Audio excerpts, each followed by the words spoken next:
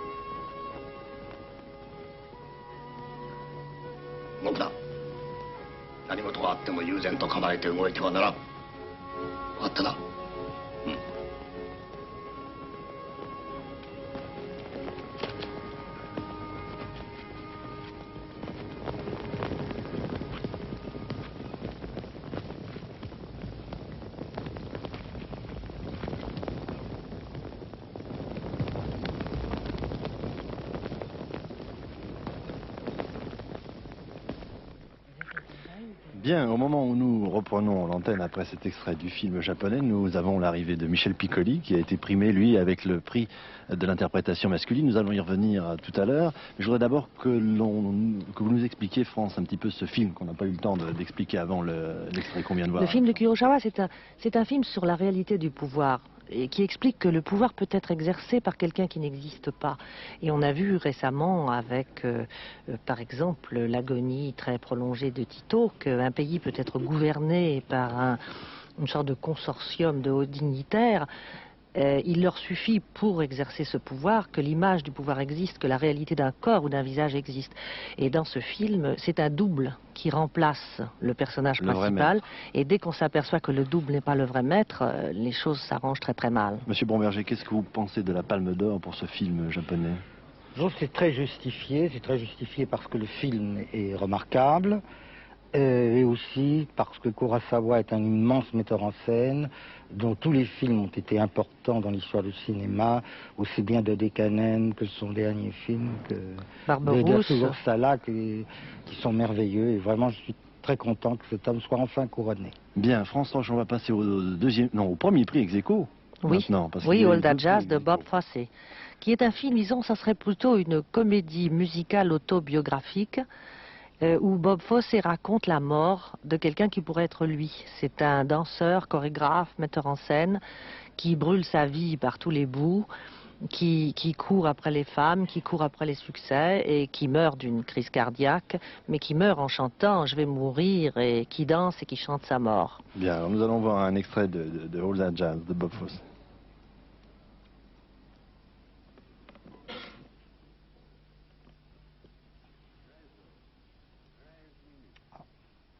Je pense que ça devrait pas tarder. I think I'm gonna die.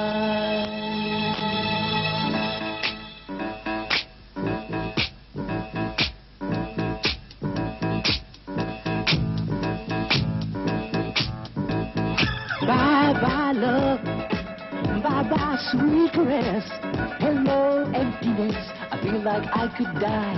Bye bye your life goodbye, bye bye my life goodbye, bye bye your life goodbye. 2, 3, 4, 5, 6.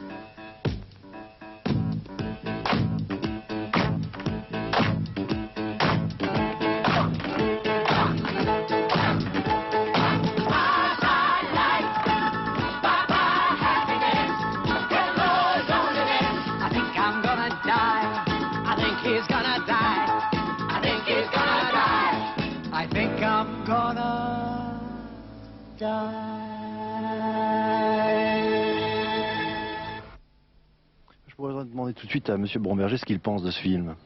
Je suis un très grand admirateur de Bob Fosse, qui est dans le fond un des pères de la comédie musicale américaine. Enfin, il a été un ballet, un metteur en scène de ballet, c'est un très grand film aussi. Enfin, on couronne un grand bonhomme, qui est un homme de théâtre, un homme de comédie musicale, et puis qui a été pendant très longtemps ballettomane des plus grands metteurs en scène américains. Je me suis laissé dire par France Roche, qui est notre spécialiste maison, que vous connaissiez très très bien le cinéma américain. Vous avez même un petit peu vécu dans les âges d'or d'Hollywood. Oui, ben, dans mon extrême jeunesse, j'ai passé près de 2 années aux États-Unis, j'ai travaillé à New York, et puis un peu à Hollywood en étant un petit secrétaire de Irving Thalberg. C'est là que j'ai appris un tout petit peu de ce qu'on peut savoir dans ce métier. Et je voudrais pas absolument vous vieillir, mais on m'a dit que vous aviez très bien connu Rudolph Valentino. Très bien, non. J'ai été petit assistant, soi-disant artistique pour un film Monsieur Beaucaire. J'y ai passé 8 ou 10 jours. Et on a beaucoup dit sur ce personnage. Vous l'avez vu? Je l'ai vu au Pas de Vue. C'est un personnage très extraordinaire. C'était l'époque du muet. Il avait une caractéristique, si vous voulez, à cette époque du muet, c'est que les grands acteurs ne voulaient pas jouer sans un orchestre.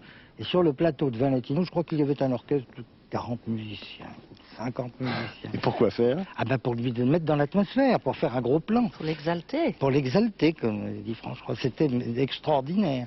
Et c'est à ce moment, à l'époque du muet, les caméramans pensaient que pour faire une bonne photo, il fallait chanter le régiment de Sambre-et-Meuse. C'est pour donner le rythme à la caméra. Pour donner, c'était pam pam pam pam pam pam pam pam ta ta ta ta ta ta. Et en Amérique, on chantait le régiment de Sambre-et-Meuse avec des mots absolument incompréhensibles. Et Valentino était gêné par ce bruit. Et c'est pour ça qu'il a imposé le moteur électrique. Et on s'est aperçu qu'il n'y avait pas de fluide dans les mains des opérateurs et que le moteur faisait très bien. C'est dans Monsieur Beaucaire qu'a été le premier film, je crois, avec un moteur électrique. Bien, alors après Sambre-et-Meuse, France Roche, on va continuer le palmarès. On va continuer avec les prix d'interprétation féminine et masculin. Et nous avons le plaisir d'avoir Michel Piccoli, qui est le prix d'interprétation masculin, pour un personnage tout à fait extraordinaire. Voilà, et Pierre Bromberger applaudit, vous l'entendez peut-être Parce pas. que mais- dans le saut dans le vide, c'est l'affrontement entre un frère et une sœur dont on croit que c'est la sœur qui est la folle. Et en fait, le frère qui a l'air d'être le personnage saint, le personnage qui veille sur elle, on s'aperçoit peu à peu à travers un jeu d'une subtilité extraordinaire de Michel Piccoli, qu'il est aussi fou qu'elle, mais que c'est un fou contrôlé qui compense cette espèce de névrose intérieure qu'il partage avec elle et qui s'exprime à la fin du film. Bien, on demandera à Michel Piccoli ensuite ce qu'il pense. Je pense qu'il est très heureux. On va peut-être d'abord voir un extrait, c'est plus facile et les spectateurs comprendront mieux ensuite. Nous allons voir un extrait de ce film qui a permis à Michel Piccoli et à Anouk Aimée de truster les deux titres d'interprétation.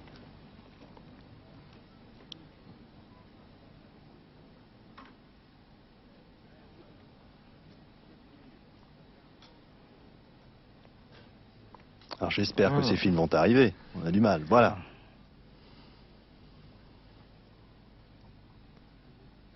Il n'y a vraiment aucun rythme avec ça. C'est épouvantable. Comment est-ce qu'on les envoie, les trucs? Me laissez, c'est bien.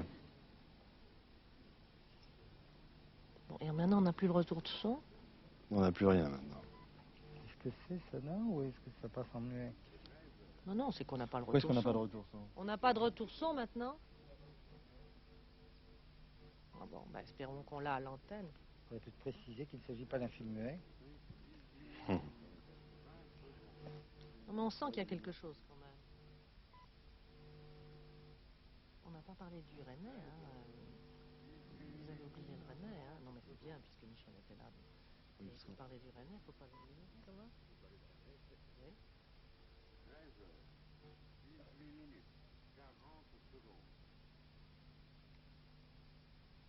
Vous avez tourné là?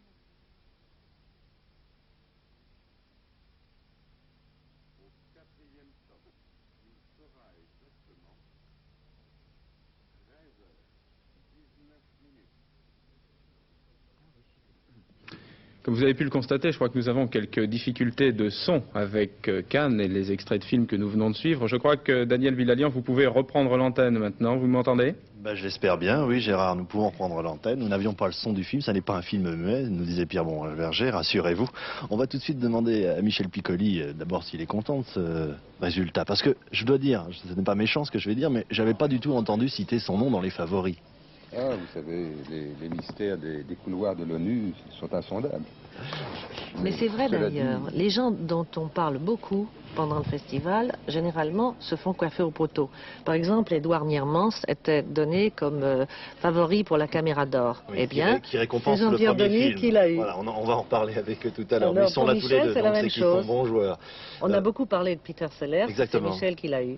Bien, à votre avis, France Roche, pourquoi ce prix à Michel Piccoli et à Anouk Aimée? Je ne sais pas, je ne suis pas dans le cœur et dans l'âme des jurés, mais je pense que Michel le méritait autant que Peter Sellers et que tout dépend des discussions qui ont pu s'établir. Vous savez, quand on est membre d'un jury, il y a une dialectique qui s'établit entre les jurés. Certains tiennent beaucoup à un prix, certains tiennent beaucoup à l'autre, et puis finalement, ça tiraille à droite et à gauche et on partage. Je vois Pierre Bromberger qui me fait un signe. Vous avez été une fois membre du jury? Oui, mais je crois que l'on tient compte non seulement du film et de ce que l'on vient de voir, qui vient d'être projeté, mais de la carrière.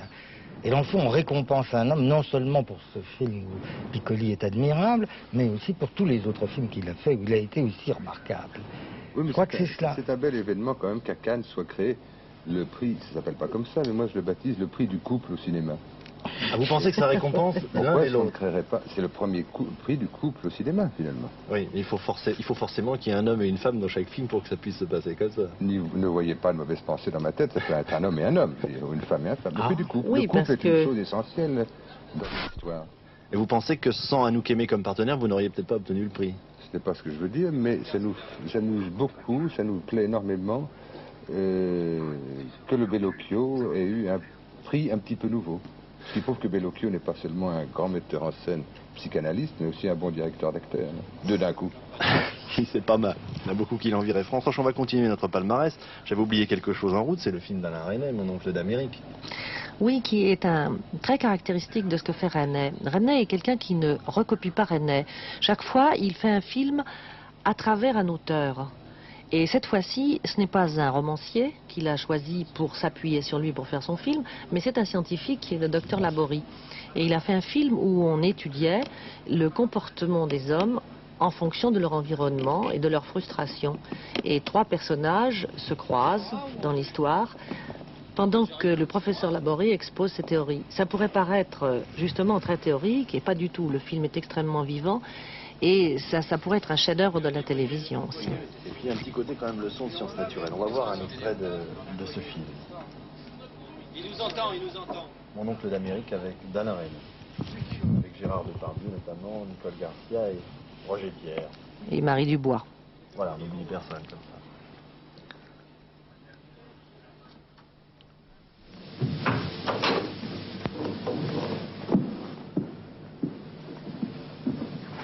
Asseyez-vous.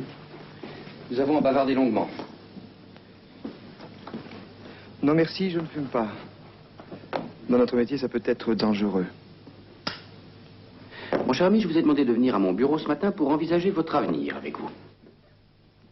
Mon avenir? Oui.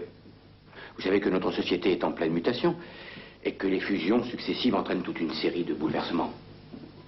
Vous avez poursuivi courageusement votre tâche et vous vous êtes certainement posé beaucoup de questions. Nous sommes maintenant obligés de faire des choix. Et je veux les faire avec vous.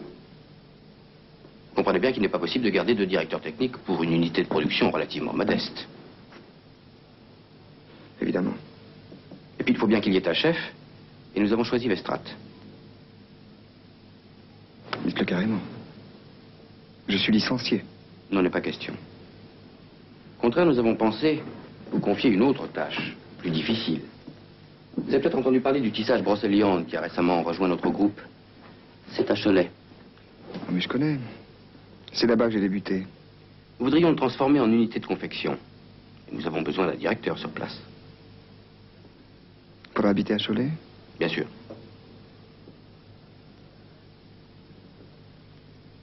Cholet, c'était à 600 km de Roubaix. Vous bénéficierez d'une augmentation substantielle. Voilà la proposition que je voulais vous faire. Réfléchissez, parlez-en à votre femme, allez voir sur place. Mais je suis obligé de vous dire que votre refus me poserait des problèmes. Michel Piccoli, vous avez vu le film d'Alain Resnais? Pas encore, pas encore. Est-ce que vous avez déjà tourné avec Alain Resnais? J'ai tourné une toute petite chose dans La guerre est finie. À chaque fois, Pierre Bamberger, à chaque fois qu'Alain Resnais fait un film, il n'en fait pas très souvent, hein, tous les 3 ou 4 ans, c'est un événement. Vous connaissez bien, vous, Alain Resnais, puisque c'est vous qui l'avez mis sur les rails. Qui lui avez prêté son premier argent pour faire son premier film. Non, pas premier, qui est produit le premier film, ce qui est différent. C'est-à-dire que l'argent, c'est moi qui l'ai dépensé et lui qui l'ai engagé. Enfin, j'ai fait 4 courts-métrages avec lui, j'ai participé à Muriel, enfin, j'aime beaucoup Resnais. Je suis très fier qu'il ait eu ce prix. Et vous avez vu le film? Oui, naturellement, c'est un très grand film. Et je dois dire que il faudrait noter que ce film a pu être fait grâce aux modifications qui viennent d'être apportées à l'avance sur recette, grâce à l'aide du gouvernement. Oui, parce qu'on parle souvent des difficultés qu'il y a pour trouver de l'argent pour faire un film. Et ce film-là en est l'exemple. Parce que je crois que pendant assez longtemps, pendant 1 an, Alain Resnais a cherché de l'argent. Oui, c'était un film qu'on ne pouvait pas monter, qu'on ne pouvait pas financer.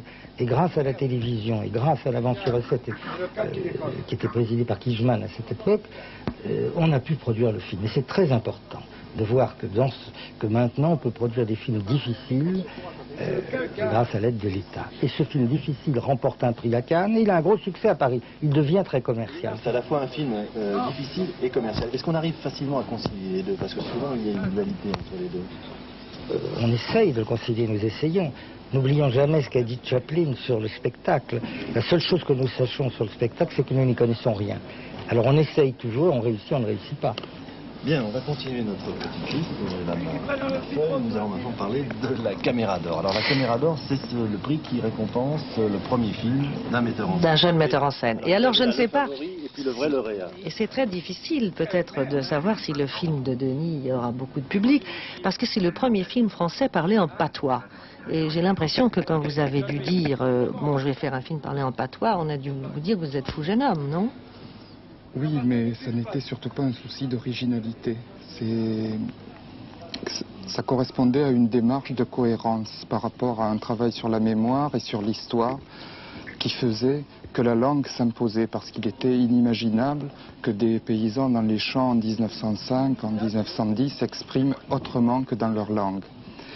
Il y a du français dans le film, mais comme il est ancré dans une réalité rurale, bon, la dominante c'est la langue d'oc. Alors vous parlez patois? Très mal, parce que ça n'est pas mon instrument de communication. Alors comment vous dirigiez vos comédiens qui parlaient patois en français? Je le comprends très bien, je le parle, mais ceux avec qui je travaillais le parlent beaucoup mieux que moi, parce qu'ils le parlent tous les jours. Personne n'a réappris la langue pour ce film, simplement Adrien, l'enfant, et qu'il a très bien fait.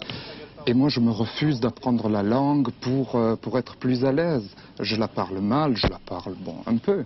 Vous avez bien fait de dire ça, parce qu'on allait vous demander de parler patois. Bien, alors on va vous l'éviter. Ce que je voudrais qu'on voit maintenant, c'est un extrait de votre film, dont on rappelle qu'il a obtenu le prix de la Caméra d'Or, qui récompense le premier film. L'histoire d'Adrien. L'histoire d'Adrien, qui récompense un réalisateur qui tourne son premier long métrage, donc en patois.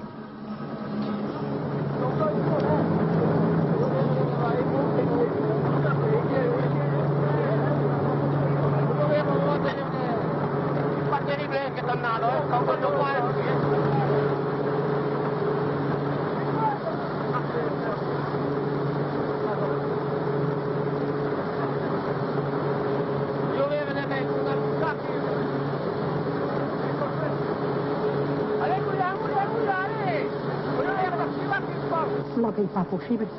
C'est pas possible. Que oui, que oui, qu'elle passe. Tu sais enfin quoi? Non, ça reste pas. Apprends-tu tout ça? C'est chéri.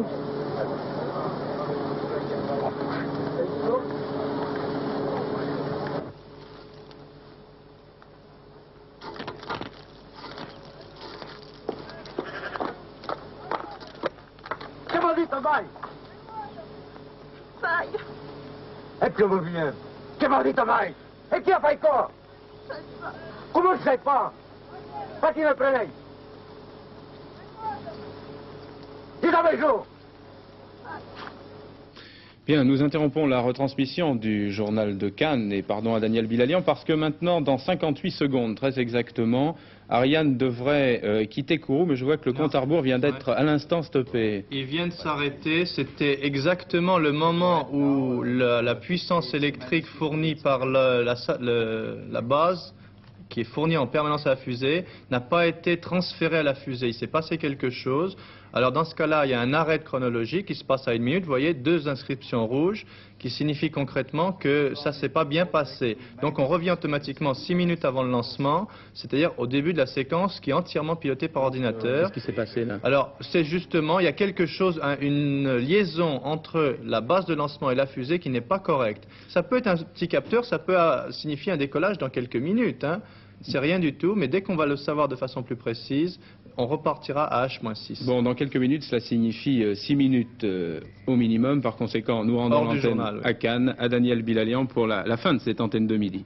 Bien, merci à Madame la Fusée, comme dirait un de mes confrères célèbres qui s'appelle Léon Zitrone, de nous laisser un petit peu de temps pour continuer à parler du Festival du cinéma.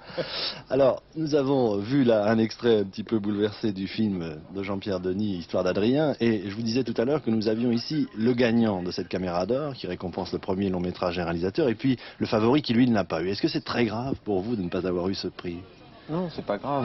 De toute façon, ce que je cherchais à faire avec le film à Cannes a été fait, c'est-à-dire le tester sur le public, que les gens le voient et que les gens commencent à le connaître. De toute façon, il sort qu'au mois de septembre, donc j'ai le temps de m'en occuper encore. Mais ce que je voudrais savoir plus généralement, c'est est-ce qu'un prix ici pour un jeune réalisateur, c'est très important, ça lui ouvre des portes?